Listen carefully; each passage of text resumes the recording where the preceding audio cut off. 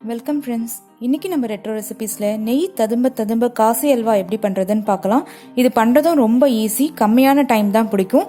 இப்போ நம்ம எத்தனை மணிக்கு ஸ்டார்ட் பண்ணுறோம், எப்போ முடிக்கிறோம் அப்படின்றதையும் பார்க்கலாம். அதுக்கு முன்னாடி இந்த சேனலை புதுசாக பார்க்குற ஃப்ரெண்ட்ஸ் சப்ஸ்கிரைப் பண்ணிக்கோங்க. பக்கத்தில் இருக்க பெல் பட்டனையும் மறக்காமல் ஆன் பண்ணிக்கோங்க. அப்போ எல்லா அப்டேட்ஸும் உங்கள் நோட்டிஃபிகேஷனுக்கு வரும். இந்த அல்வா பண்ணுறதுக்கு வெள்ளை பூசணிக்காவை எப்படி ரெடி பண்ணணும்னு பார்த்துக்கலாம். இது நம்ம சொன்னால் தான் தெரியும் நீங்கள் பூசணிக்காயில் இந்த அல்வாவை பண்ணியிருக்கீங்கன்னு. அவ்வளோ டேஸ்டியாக இருக்கும். வெள்ளை பூசணிக்காய் இந்த சைஸ் 4 பீசஸ் எடுத்திருக்கேன் நான். இது எல்லாத்தையுமே நல்லா க்ளீன் பண்ணிவிட்டு இந்த சீட்ஸ் எல்லாம் ரிமூவ் பண்ணிவிட்டு அதுக்கப்புறம் எவ்வளோ இதோட துருவல் கிடைக்குதோ அதை வச்சு தான் நம்ம மெஷர்மெண்ட்ஸ் எல்லாமே பார்க்க முடியும். ஸோ இதை ஃபஸ்ட்டு நம்ம ரெடி பண்ணி எடுத்துக்கலாம். இந்த கிரேட்டரை தான் நான் கிரேட் பண்ண போகிறேன். இந்த பெரிய சைஸ் ஹோல்ஸ் நீங்கள் யூஸ் பண்ணிங்கன்னா சாப்பிடும் போது அந்த டெக்ஸ்டர் உங்களுக்கு வாயில் தெரியும் என்ன இருக்குன்றது. இதுவே சின்னதாக எடுத்துக்கிட்டிங்கன்னா ரொம்ப கூழாயிடும். அல்வா அப்படியே சுருண்டு காய் இருக்கிறதே தெரியாத மாதிரி கூட இருக்கும். அது எல்லாமே நம்ம இஷ்டம்தான். இது எப்படி இருந்தாலும் சீக்கிரம் குக் ஆகிடும். இப்போ நடுவில் இருக்க அந்த போர்ஷனை மட்டும் நம்ம கட் பண்ணி எடுத்துகிற போகிறோம். சீட்ஸ் எல்லாமே எடுத்துகிட்டு வெறும் இந்த போர்ஷனை மட்டும்தான் நம்ம யூஸ் பண்ணிக்க போகிறோம். நான் நம்ம கை பிடிச்சிக்கிற அளவுக்கு வாட்டமாக அதை கட் பண்ணி எடுத்திருக்கேன். இப்போ மேல் பக்கம் இருக்க தோலையும் நான் எடுத்துகிட்டு போகிறேன். நீங்கள் தோல் நீக்காமல் வெள்ளை போர்ஷன் வரைக்கும் கூட நீங்கள் துருவி எடுத்துக்கலாம். இப்படி நீங்கள் எடுத்துட்டிங்கன்னா உங்களுக்கு ரொம்ப ஈஸியாக இருக்கும் பிடிச்சிக்கிறதுக்கும். அந்த 4 துண்டுக்கு இவ்வளோ துருவல் கிடச்சிருக்கு. இந்த ஜூஸும் அப்படியே இருக்கட்டும், அதை பிழிஞ்சு எடுக்க வேண்டாம். அந்த துருவல்லேருந்து இந்த மாதிரி 1-2 சக்கையெல்லாம் விழுந்திருந்ததுன்னா அதெல்லாம் தனியாக எடுத்து வச்சுருங்க. இல்லைனா இது வேகிற டைமும் நம்ம துருவனை வேகிற டைமும் வேறு வேறு இருக்கும். வாயில் அப்படியே கடிப்படுற மாதிரி இருக்கும். எடுத்துடலாம்.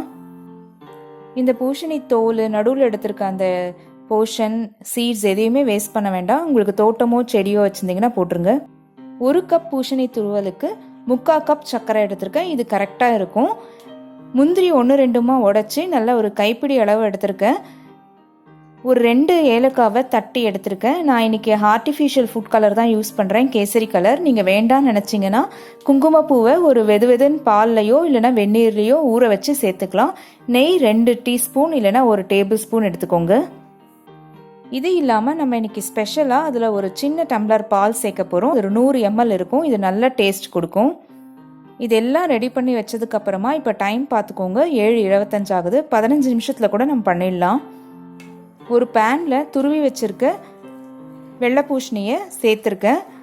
நான் புழிஞ்செல்லாம் எடுக்கலை, அப்படியே தான் சேர்த்துருக்கேன். அது ஒரு 2-3 நிமிஷத்துலேயே அந்த தண்ணியெல்லாம் இழுத்துக்கும். அப்போ இதுவும் வெந்து கலர் உங்களுக்கு கொஞ்சம் டல்லாக தெரியும். பாருங்கள், கொஞ்சம் கொஞ்சமாக குறைஞ்சிட்டே வருது. ரொம்ப சாஃப்டாகும் பூசணிக்காவும். பார்க்கும் போதே நம்ம கண்டுபிடிச்சிடலாம். அப்பப்போ வதக்கி விட்டுக்கோங்க.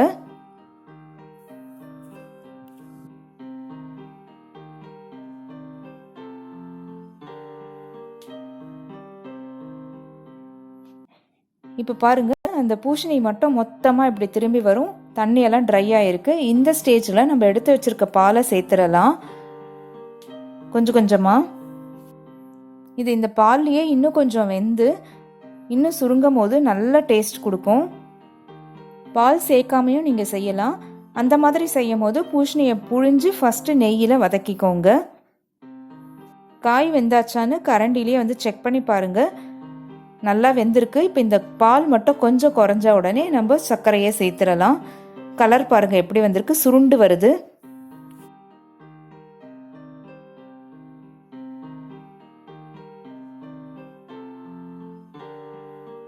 இந்த ஸ்டேஜில் நம்ம எடுத்து வச்சிருக்க சர்க்கரையை சேர்த்துடலாம். சர்க்கரை சேர்த்த உடனே கொஞ்சம் நீர்த்து போகும். அதுவும் கொதிச்சு இது மொத்தத்துக்குமே அந்த இனிப்பு சேர்ற வரைக்கும் அது கொதிக்கட்டும். இப்போ ஃபுட் கலரையும் ஏலக்காவையும் சேர்த்துடலாம். சர்க்கரையோடு சேர்ந்து நல்லா கொதிக்கட்டும். பார்க்கும்போதே சூப்பராக இருக்குது பாருங்கள், தள தளன்னு.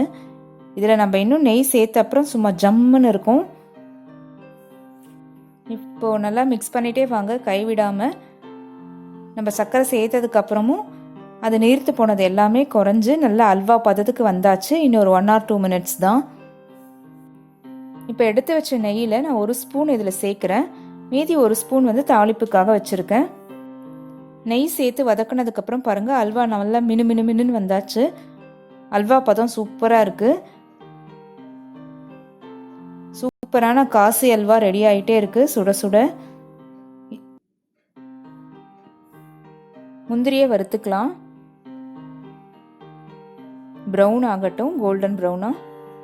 இப்போ இந்த முந்திரியை அல்வாவில் சேர்த்துடலாம். நீங்கள் வேணால் பூசணி விதையும் வந்து இதில் வறுத்து போடலாம், இன்னும் டேஸ்டியாக இருக்கும். நெய் ததும்ப ததும்ப சூப்பரான காசி அல்வா ரெடி. கலரும் டெக்ஸ்டரும் பாருங்கள் எப்படி இருக்குன்னு. இது அப்படியே ஒரு வாழை இலையில் வச்சு சாப்பிட்டீங்கன்னா ரொம்ப சூப்பராக இருக்கும். ட்ரை பண்ணுங்கள். இந்த காசி அல்வா பண்ணுற அப்லோடு உங்களுக்கு பிடிச்சிருந்தா ஒரு லைக் கொடுங்க. நம்ம சேனலையும் சப்ஸ்கிரைப் பண்ணிக்கோங்க. பக்கத்தில் இருக்க பெல் பட்டனையும் மறக்காமல் ஆன் பண்ணிக்கோங்க. கிளாஸ் பவுலில் அல்வாவை மாற்றினதுக்கப்புறம் அந்த டைம் நான் எடுத்தேன். 7:50 ஆக போகுது. ரொம்ப குயிக்காக பண்ணிட்டோம். பிகினர்ஸ் யூஸ்ஃபுல்லாக இருக்கும். ட்ரை பண்ணி பாருங்கள். தேங்க்யூ.